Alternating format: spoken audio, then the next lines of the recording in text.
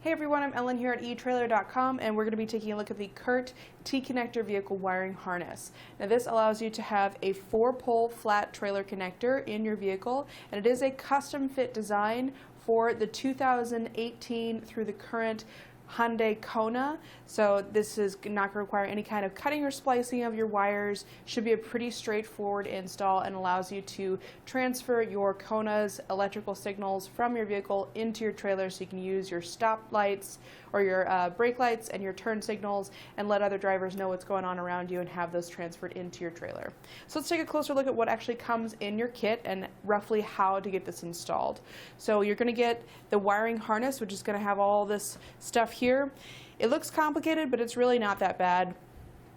Basically, you're going to have your 4-pole flat that's going to go outside your vehicle, and then we'll have our connectors to go behind our taillights. So there's going to be a couple of connectors to worry about on our driver's side, and then the green wire is going to go to our passenger side. To get access to connect those into our vehicle's wiring, you'll need to open up the back hatch, get access in behind the scuff panel behind your rear hatch there, and then open up one of the side panels on either side, your driver's side and your passenger side.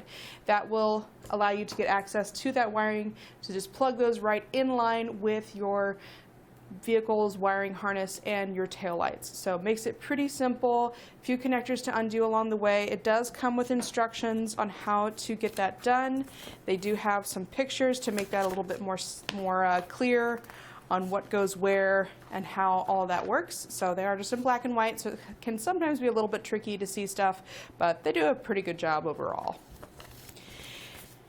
As far as the brains of the operation, that's going to be our module box here. This is going to have all the circuitry that connects to everything and makes everything work.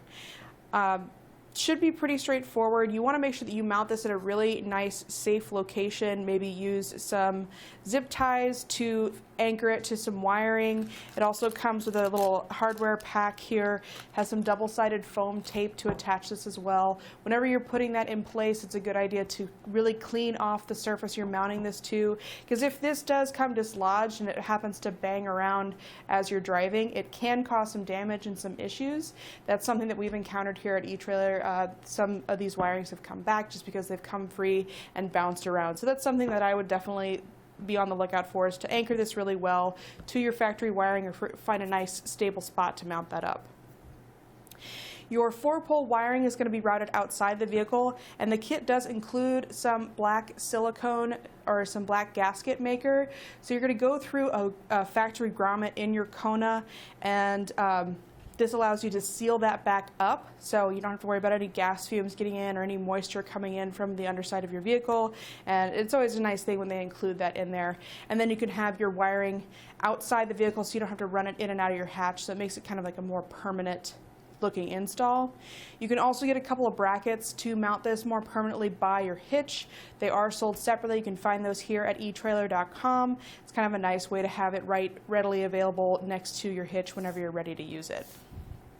In that little hardware pack, we do get some extra zip ties, a couple of butt connectors, a self-tapping screw to make our ground connection if you can't find a factory ground stud to wire that up to, and then a fuse to go in our fuse holder.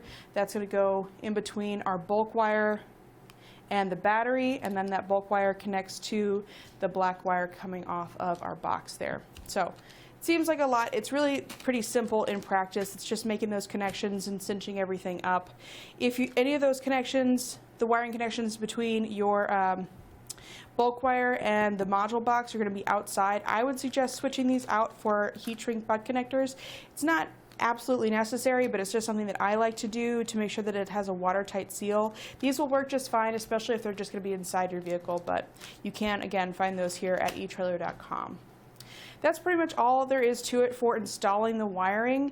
As far as the specs for this, the max amperage that we'll get out of our stop and turn lights is going to be 3 amps per circuit. For the tail lights, it's 6 amps per circuit.